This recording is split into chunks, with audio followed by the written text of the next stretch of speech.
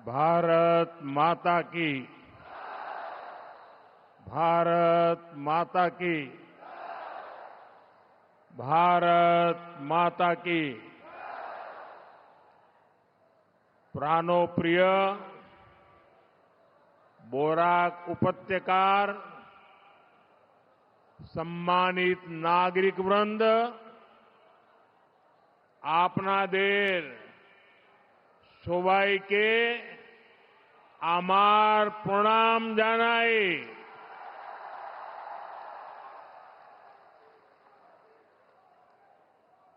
राज्य के लोकप्रिय मुख्यमंत्री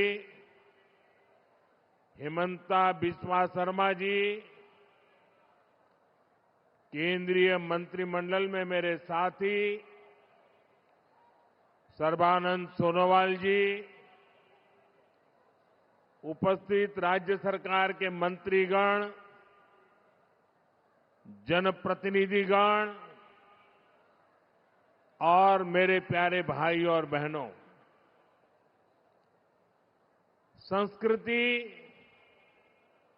साहस और जीवंतता से भरपूर बराक वैली के आप सभी परिवारजनों के बीच आना बहुत विशेष अनुभव रहता है। सिलचर को तो बराक घाटी का गेटवे कहा जाता है। ये वो जगह है जहां इतिहास, भाषा, संस्कृति और उद्यम ने मिलकर अपनी एक विशेष पहचान बनाई है। यहां बांग्ला बोली जाती है, असमिया की गूंज सुनाई देती है और अन्य जनजातीय परंपराएं भी फूलती फलती है। यहां इतनी विविधता को अपनी ताकत बनाकर आप सभी भाईचारे के साथ, सद्भाव के साथ इस पूरे क्षेत्र का विकास कर रहे हैं। ये बराक वैली का बहुत बड़ा सामर्थ्य है। साथियों, बराक नदी के उपजाऊ मैदानों ने, यहां के चाय बागानों ने, यहां के किसानों को, यहां के ट्रेड रूट्स को, एजुकेशन सेंटर्स को हमेशा प्रोत्साहित किया है। ये क्षेत्र असम ही नहीं, पूरे नॉर्थ ईस्ट और पश्चिम बंगाल को भी कनेक्ट करता है। बराक घाटी के इसी महत्व को 21वीं सदी में और अधिक सशक्त करने के लिए मैं आज आपके बीच आया हूं, आपके आशीर्वाद लेने आया हूं।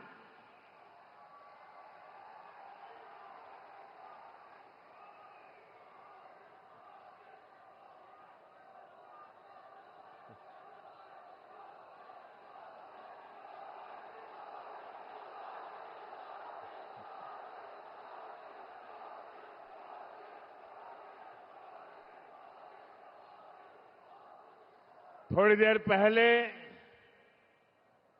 यहां बराक वैली की कनेक्टिविटी से जुड़े, नॉर्थ ईस्ट की कनेक्टिविटी से जुड़े हजारों करोड़ रुपए के प्रोजेक्ट का शिलान्यास और लोकार्पण हुआ है। रोड हो, रेल हो, एग्रीकल्चर कॉलेज हो, ऐसे हर प्रोजेक्ट से बराक वैली नॉर्थ ईस्ट का एक बड़ा लॉजिस्टिक और ट्रेड हब बनने जा रहा है। इससे यहां के नौजवानों के लिए रोजगार के, स्वरोजगार के अनगिनत अवसर बनने जा रहे हैं। मैं आप सभी को इन सारी विकास परियोजनाओं के लिए बहुत बहुत बधाई देता हूं।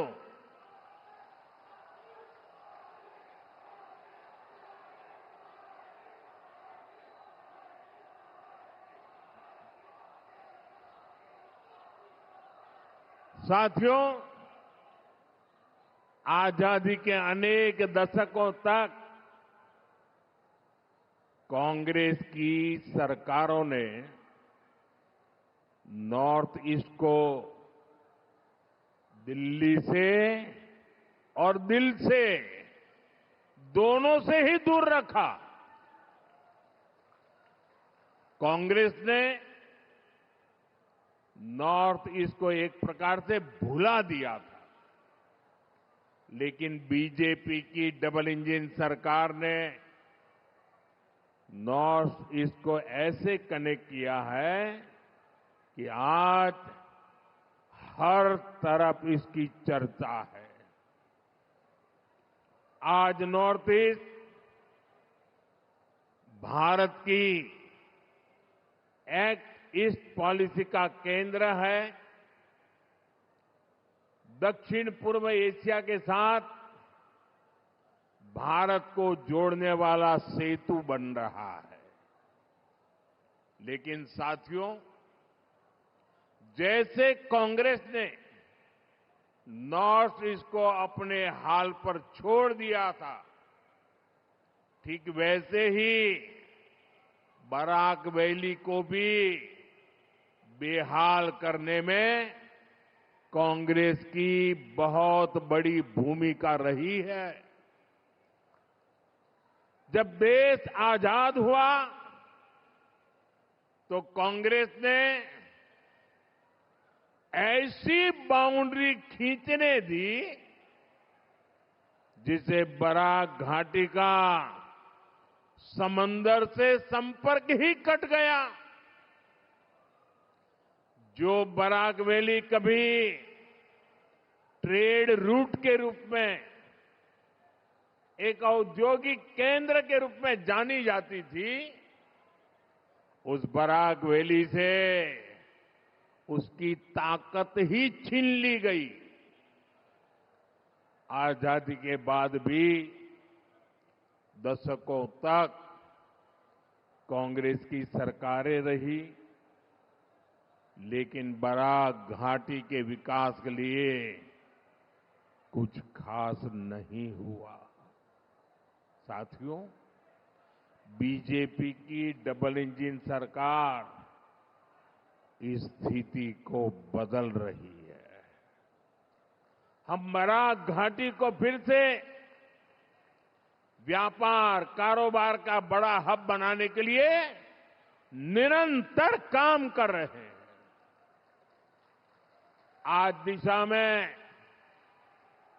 इस दिशा में एक बहुत बड़ा और अत्यंत महत्वपूर्ण कदम उठाया जा रहा है।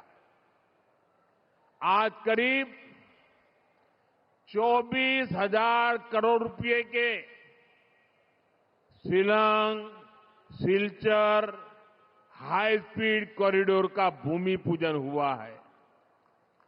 24,000 करोड़ रुपए। कितने 24,000 करोड़ रुपए। कितने ये जरा कांग्रेस वालों को पूछना, जरा कागज पेन देना और उनको कहना कि जरा कागज पर 24,000 करोड़ लिखो तो कितने कितने जीरो लगते हैं, आएगा नहीं उसको।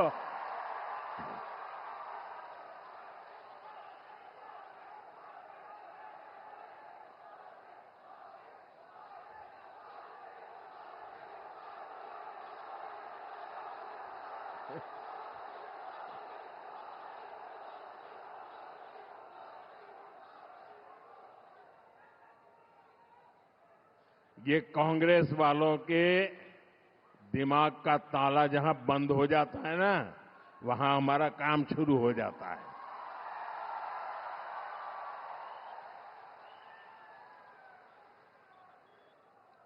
यह नॉर्थ ईस्ट का पहला access control high speed corridor होगा। साथियों, ये सिर्फ एक हाईवे प्रोजेक्ट नहीं है, ये नॉर्थ ईस्ट के लोगों के दशकों पुराने इंतजार का अंत हो रहा है। इस कॉरिडोर से सिलचर, मिजोरम, मणिपुर और त्रिपुरा, ये सब राज्य कनेक्ट होने वाले हैं। इन तीनों राज्यों से आगे बांग्लादेश और म्यांमार है, और फिर आगे दक्षिण पूर्व एशिया का विशाल बाजार है। यानी बराक घाटी एक बहुत उज्जवल भविष्य की तरफ जुड़ने का आज शिलान्यास कर रही है।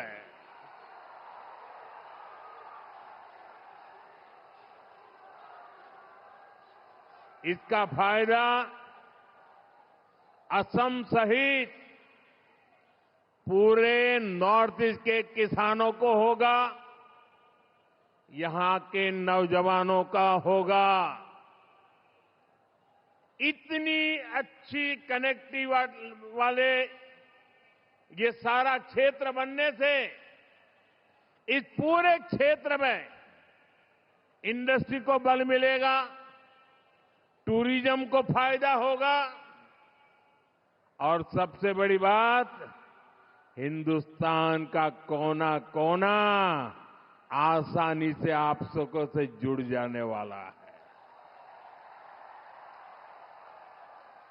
साथियों, आप सभी यहां सिलचर में ट्रैफिक को लेकर भी काफी परेशान रहे हैं। अब सिलचर फ्लाईओवर से ये समस्या भी कम हो जाएगी। Silchar medical college, NIT Silchar और असम यूनिवर्सिटी में पढ़ाई कर रहे युवा साथियों के लिए ये बहुत अच्छी सुविधा हो गई है। इससे आने जाने में उनका बहुत ही कीमती समय बचने वाला है। साथियों, डबल इंजन की बीजेपी सरकार असम की रेल कनेक्टिविटी पर भी बहुत अधिक काम कर रही है। खासतौर पर रेलवे का बिजलीकरण हमारी बहुत बड़ी प्राथमिकता रहा है। अब असम का 2500 किलोमीटर से अधिक का रेल नेटवर्क अब इलेक्ट्रीफाई हो चुका है। अब यहां भी तेज गति से ट्रेनें चल पाएगी। इससे बराक वैली के स्वच्छ वातावरण को भी फायदा मिलेगा। साथियों, बराक वैली के किसानों और यहां के चाय बागानों में काम करने वाले श्रमिकों का असम के विकास में बहुत बड़ा योगदान है। डबल इंजन सरकार किसानों के कल्याण के लिए निरंतर कदम उठा रही है। कल ही गुवाहाटी से मैंने पीएम किसान सम्मान निधि की अगली किस्त जारी की है। अब तक पीएम किसान सम्मान निधि का देश के किसानों को लाखों करोड़ रुपया और अकेले हमारे असम के किसानों को 20,000 करोड़ रुपए से ज्यादा पैसा असम के किसानों को मिल चुका है।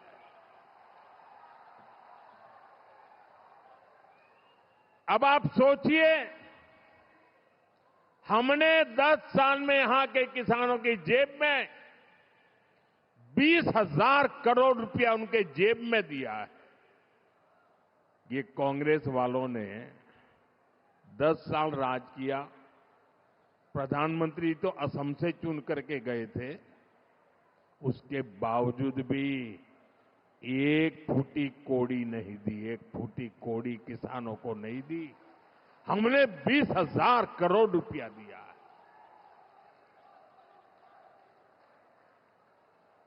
कल बराक वैली के हजारों किसानों के खाते में भी ये आखिरी किस्त भी पहुंची है, ये वाली किस्त पहुंची है। और फिर जब चुनाव के बाद आएगा समय, तब भी पहुंचेगी। ये पैसा खेती से जुड़ी छोटी छोटी जरूरतों को पूरा करने में मेरे गांव के छोटे छोटे किसान भाई बहनों को बहुत बड़ी मदद कर रहा है। साथियों, बराक वैली अब अपनी फसलों के लिए ही नहीं, बल्कि कृषि से जुड़ी पढ़ाई और रिसर्च के लिए भी जानी जाएगी। पत्थरकांडी में बराक घाटी के पहले एग्रीकल्चर कॉलेज का निर्माण कार्य आज से शुरू हो गया है।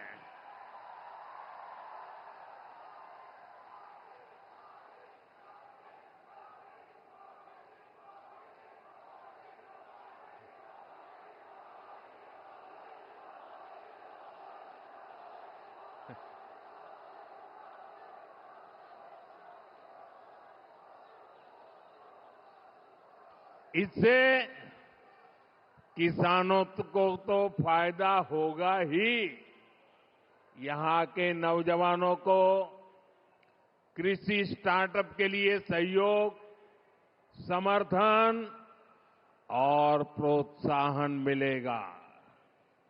साथियों, भाजपा का मंत्र है, जो विकास की दौड़ में पीछे रह गया उसे प्राथमिकता देना। कांग्रेस की सरकारें बॉर्डर एरिया को देश के अंतिम गांव मानती थी। हम बॉर्डर के गांवों को देश के पहले गांव मानते हैं और इसलिए बॉर्डर एरिया के विकास के लिए कछार जिले से ही वाइब्रेंट विलेज प्रोग्राम का अगला चरण शुरू किया था। इसे बराक वैली के अनेक गांवों में भी सुधार होना तय हो गया है। साथियों, यहां बड़ी संख्या में चाय बागानों में कार्य करने वाले साथी भी हैं। असम सरकार ने चाय बागानों से जुड़े हजारों परिवारों को उनकी जमीन का अधिकार देने का ऐतिहासिक काम किया है। वो इन परिवारों के भविष्य को बदलने की एक बड़ी शुरुआत है। जमीन के पट्टे मिलने से इन परिवारों को सुरक्षा मिली है, उन्हें सम्मान का जीवन मिलना सुनिश्चित हुआ है। साथियों, आप जरा वहां से दूर रहिए, अब जगह नहीं है, आगे नहीं आ सकते हैं। देखिए वहां से जरा दूर रहिए उनको, अब आगे नहीं आ सकते भैया। अरे हमारे असम के भाई बहन तो बड़े समझदार हैं।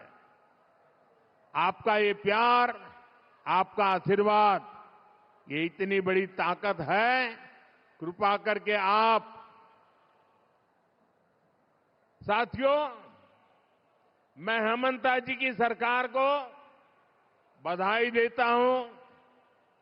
चाय बागानों में करीब 200 सालों से सेवा दे रही अनेक पीढ़ियों के संघर्ष को आपने आज सम्मान दिया है।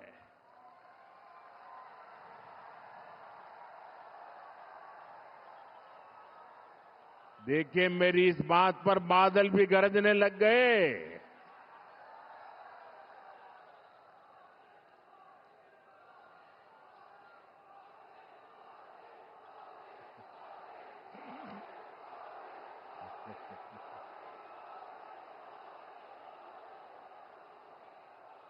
मुझे खुशी है जिनको पहले की सरकारों ने अपने हाल पर छोड़ दिया था, उनकी सूद बीजेपी सरकार ने ली है। साथियों, ये सिर्फ भूमि पर कानूनी अधिकार का ही मामला नहीं है।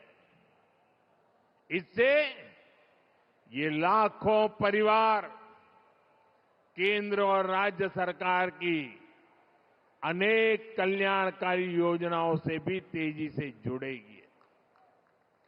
पक्के घर की योजना हो,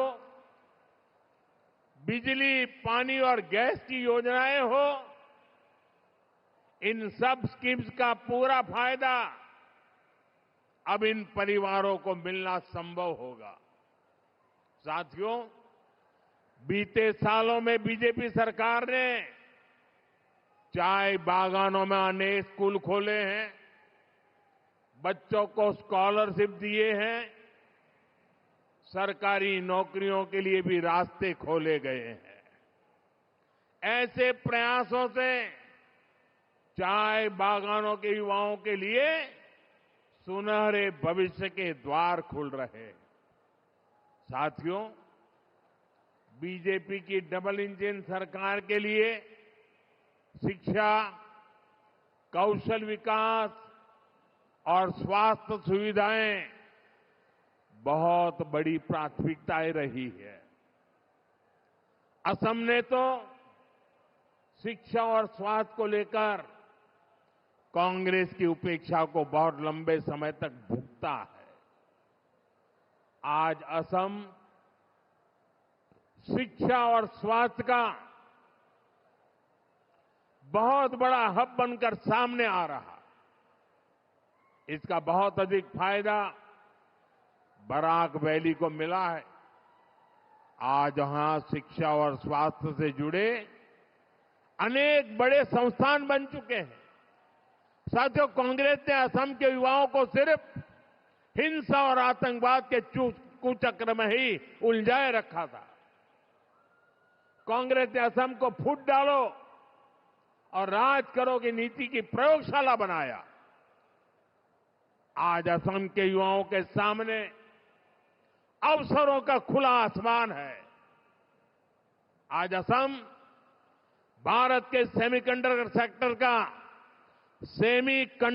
सेक्टर का अहम हिस्सा बन रहा है।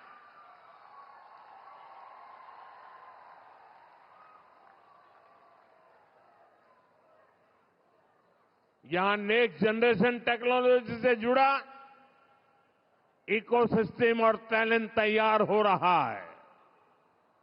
यहां आईआईटी और आईआईएम जैसे संस्थान बन रहे हैं। मेडिकल कॉलेज, एम्स और कैंसर अस्पतालों का सशक्त नेटवर्क बन रहा है। शांति और प्रगति का यह नया दौर अनेक बलिदानों और अनेक प्रयासों से आया है। अब ऐसी हर ताकत को मुंह तोड़ जवाब देना है जो असम को पुराने दौर में धकेलने की कोशिश करती है। साथियों, आज मैं सिलचर से असम को सावधान सतर्क भी करना चाहता हूं। आपने कांग्रेस को असम से बाहर किया। आज देश का हर राज्य कांग्रेस को सबक सिखा रहा है। कांग्रेस एक के बाद एक चुनाव हार रही है। अब निकट भविष्य में कांग्रेस खुद के पराजय के इतिहास की सेंचुरी मारने वाला है। हार की हताशा से भरी कांग्रेस ने देश के खिलाफ ही मोर्चा खोल दिया है। कांग्रेस के नेता देश को बदनाम करने में जुट गए हैं। आपने देखा है, दिल्ली में इतनी बड़ी एआई समिट हुई। आज पूरी दुनिया जब आर्टिफिशियल इंटेलिजेंस एआई को लेकर बहुत ही उत्सुक है, दिल्ली में सफलतापूर्वक विश्व की एक नई आशा पैदा करने वाला एआई समिट हुआ। दुनिया भर के नेता, दुनिया भर की टेक्नोलॉजी कंपनियां, टेक्नोलॉजी के बड़े बड़े लीडर दिल्ली आए थे। कांग्रेस ने इस समिट को बदनाम करने के लिए कपड़ा फाड़ प्रदर्शन किया। अब कांग्रेस के पास खुद के कपड़े फाड़ने के सिवाय कुछ नहीं बचा है।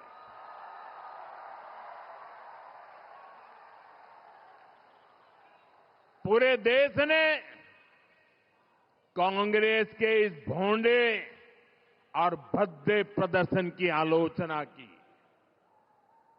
लेकिन दिल्ली में जो कांग्रेस का शाही परिवार है वो इस कांड को भी अपना मेडल बता रहा है।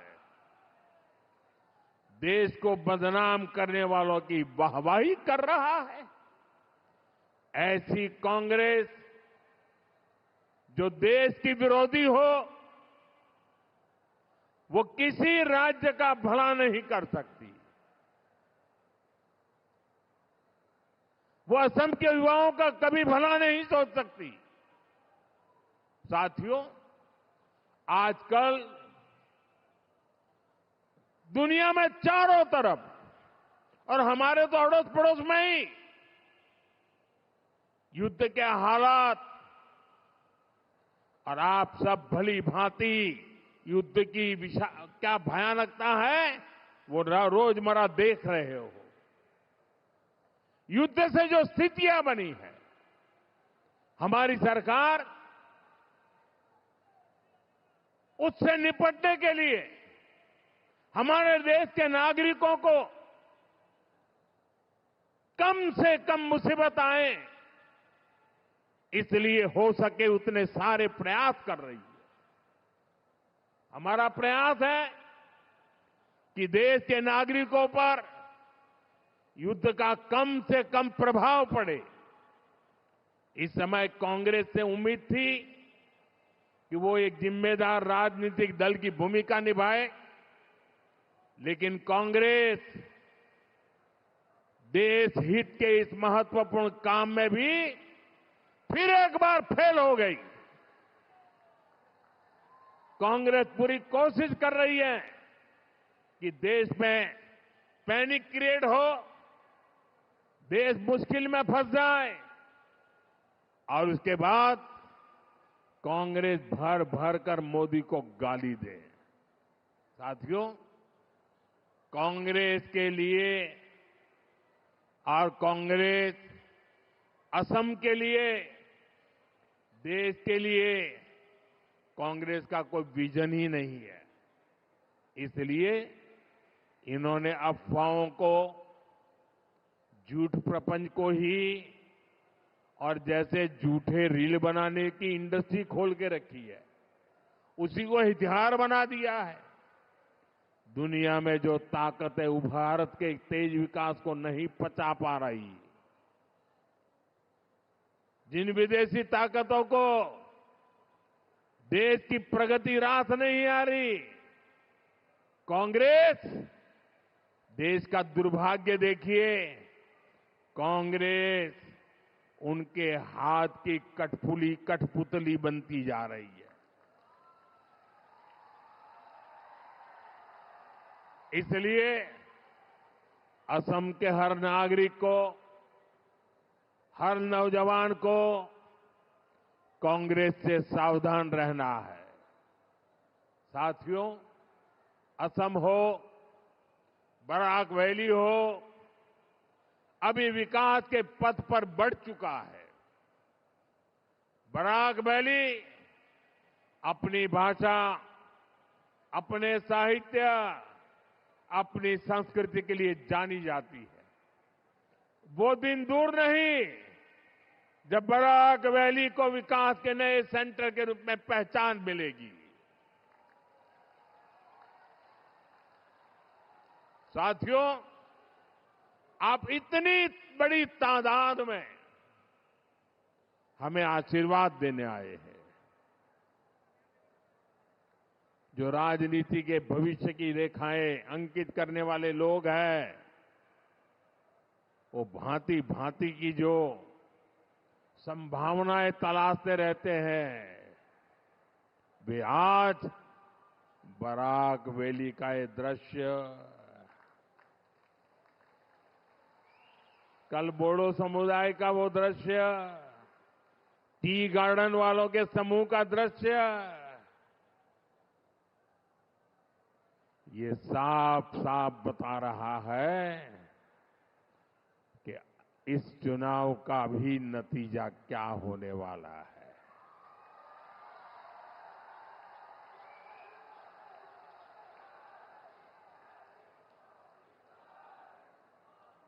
और आप इतनी बड़ी तादाद में आशीर्वाद देने के लिए आए हैं, मैं आपका हृदय से आभार व्यक्त करता हूं और आप सभी को फिर से विकास परियोजना की बहुत बहुत बधाई देता हूं। मेरे साथ बोले, भारत माता की